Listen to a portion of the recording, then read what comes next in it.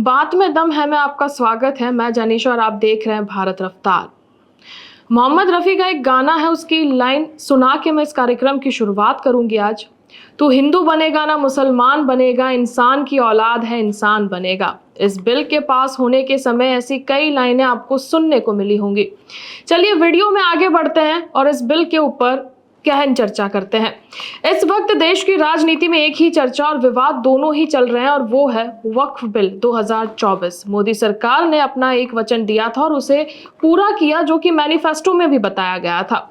एक साल से अधिक का समय लगा बिल पास होने में। 8 अगस्त 2024 की ये बात है। बिल पेश किया गया और उसके बाद हंगामा हुआ, जिसके बाद जेपीसी का गठन होता है। जेपीसी अपनी रिपोर्ट पेश करती है। उसके बाद से सभी इस बिल के पास होने का इंतजार करते हैं और वो इंतजार खत्म हुआ। बिल लोकसभा में पेश हुआ, बहुमति के साथ पारित किया गया और उसके बाद राज्यसभा में भेजा गया। ये मुद्दा कोई नया नहीं है, बीते कई सालों से इस पर बात हो रही है और बहस भी हो रही है। जब से ये मुद्दा सामने आया है तब से इसका इतिहास, वर्तमान और भविष्य सब कुछ सामने आने लगा है। बिल की बात होने से लेकर पारित होने तक विरोध के सुर उठे, मीडिया में डिबेट हुई, सड़कों पर लोग उतर गए और इस बिल का विरोध प्रदर्शन किया। कल 8 घंटे की बहस हुई कि जिसमें पक्ष और विपक्ष ने कोई भी कमी नहीं रखी, लेकिन इतने विरोध के बाद भी ये बिल लोकसभा में पारित किया गया। किसने क्या कहा, क्या बोला, उस पर भी एक नजर हम डाल लेते हैं, क्योंकि आने वाले चुनाव पर भी इसका असर देखने को मिलेगा। इस बिल के साथ ही वन नेशन वन इलेक्शन का मुद्दा जो है वो भी यहाँ पर तुल पकड़ता हुआ नजर आ रहा है। लेकिन अभी बात करेंगे वक्फ बिल को लेकर। पहले जान लेते हैं कि देश के गृह मंत्री अमित शाह ने इसको लेकर क्या कहा। इस बिल पर उन्होंने अपनी राय रखी। उन्होंने थोड़ा पहले इसके इतिहास पर प्रकाश डाला, फिर उनके बयान को अगर गौर से देखें और उनके बयान को सुना जाए तो उन्होंने कहा, अमित शाह ने संदर्भ में कहा कि वक्फ बोर्ड का उद्देश्य धार्मिक काम नहीं है, ये एक प्रशासनिक कार्य है। उन्होंने कहा कि इस्लाम के सिद्धांतों से वक्फ की उत्पत्ति हुई है, इसीलिए ये बोर्ड इस्लाम के अनुयायी व्यक्तियों की ओर से संचालित किया जाता है। हालांकि उन्होंने ये स्पष्ट किया कि बोर्ड धार्मिक नहीं है और इसमें ट्रस्टी किसी भी धर्म के हो सकते हैं। वक्फ का उद्देश्य प्रशासनिक है, धार्मिक नहीं है।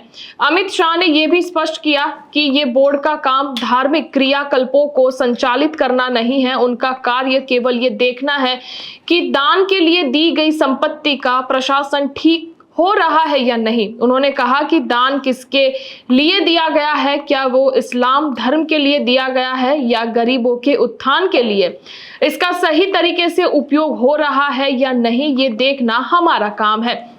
वहीं बोर्ड का गठन ट्रस्ट एक्ट के तहत हुआ है, जहां ट्रस्टी वहां लोग होते हैं जो इस बोर्ड के संचालन को देखेंगे। वे किसी भी धर्म के हो सकते हैं, क्योंकि उनका काम धर्म का पालन करना नहीं है, बल्कि कानून के हिसाब से ट्रस्ट को संचालन करना है। वहीं समाजवादी पार्टी के राष्ट्रीय अध्यक्ष अखिलेश यादव ने इस विधेयक को लेकर एक चिट्ठी लिखी। इस चिट्ठी में अखिलेश ने भारतीय जनता पार्टी पर बड़ा हमला बोला है।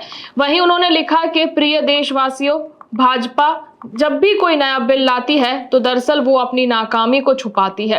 भाजपा नोटबंदी, जीएसटी, मंदी, महंगाई, बेरोजगारी, बेकारी, भुखमरी, बिजली, पानी, स्वास्थ्य, शिक्षा और आवास जैसी समस्याएं सुलझा नहीं पा रही हैं, इसीलिए ध्यान भटकाने के लिए ये नया बिल पारित किया गया है। इमरान प्रतापगढ़ी की बात करें तो उन्होंने भी इस पर अपना विरोध व्यक्त किया है। इमरान प्रतापगढ़ी ने अनोखे अंदाज में इस विधेयक का विरोध किया। वे संसद के गेट पर काले कपड़े पहनकर पहुंचे, हाथ में बैनर लेकर प्रदर्शन करते हुए नजर आए। उनके बैनर पर लिखा था रिजेक्ट वक्फ बिल। विरोध प्रदर्शन के दौरान उन्होंने सिर पर काली पट्टी बांध रखी थी कि जिससे उनका विरोध और भी स्पष्ट नजर आ रहा था। बता दें कि विपक्ष के भारी विरोध के बावजूद सरकार ने इस विधेयक को लोकसभा में पारित किया है। वहीं एआईएमआईएम के प्रमुख असदुद्दीन ओवैसी ने अपनी बात रखी। ओवैसी ने लोकसभा में संशोधन बिल को लेकर केंद्र सरकार पर जमकर निशान साधा। असदुद्दीन ओवैसी ने कहा कि ये बिल मुस्लिमों के साथ अन्याय है, एक जंग का आगाज यहाँ से होता है, हमारे मदरसों और मस्जिदों को निशान बनाया जा रहा है। ये सरकार झूठ बोल रही है कि इससे गरीब मुसलमानों का भला होगा। मैं बिल का विरोध करता हूँ, ये संविधान के 25 का उल्लंघन करता है। वहीं ओवैसी ने कहा कि गांधी जी के सामने जब ऐसा एक कानून लाया गया जो उन्होंने कबूल नहीं किया था, उन्होंने कहा कि मैं उसे कानून को मानता ही नहीं हूं। और उसके बिल को फाड़ दिया था। मैं भी गांधी जी की तरह इस कानून को फाड़ता हूं। और इसके बाद 2 पन्नों के बीच जिसमें स्टेपर लगा हुआ था, उन्होंने उसे अलग कर दिया। इस चर्चा का केंद्र इस देश का मुसलमान है। इस बिल के पास होने के बाद कुछ मुसलमानों ने खुशियां मनाई, कुछ ने अपना विरोध प्रदर्शन किया, लेकिन इन सब के पहले एक नजर इस देश के मुसलमानों पर भी डालना जरूरी है। AIDIS के सर्वे के अनुसार भारत के मुसलमानों का आर्थिक स्तर काफी नीचे है। रिपोर्ट के अनुसार हिंदू उच्च जातियों के पास देश की कुल संपत्ति का लगभग 41% हिस्सा है। इसके बाद हिंदू OBC के पास 31% का स्थान है। मुसलमानों का SC और ST के पास 8%, 7.3% और 3.7% संपत्ति है। रिपोर्ट के अनुमान लगाया जाए तो हिंदू उच्च जातियों के स्वामित्व वाली संपत्ति का कुल मूल्य 1,46,394 अरब रुपए है, जो कि ST के स्वामित्व वाली संपत्ति 13,268 अरब रुपए है का लगभग 11 गुना इसमें हम मान सकते हैं। मुसलमानों के पास वहीं 28,707 अरब रुपए की संपत्ति है। वहीं 2011 की जनगणना के मुताबिक भारत में हिंदुओं की आबादी 79.80% और मुसलमानों की आबादी 14.23% है।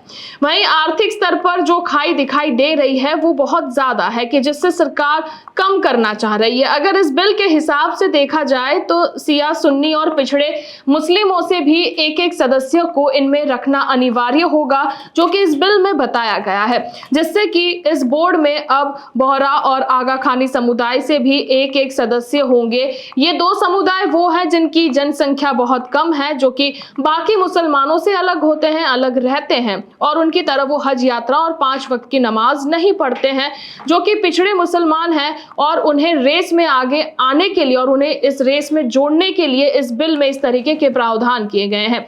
ऐसे कई मुद्दे हैं कि जिनमें सरकार ने परिवर्तन लाया है, लेकिन तब भी विरोध के सुर तो उठ ही रहे हैं।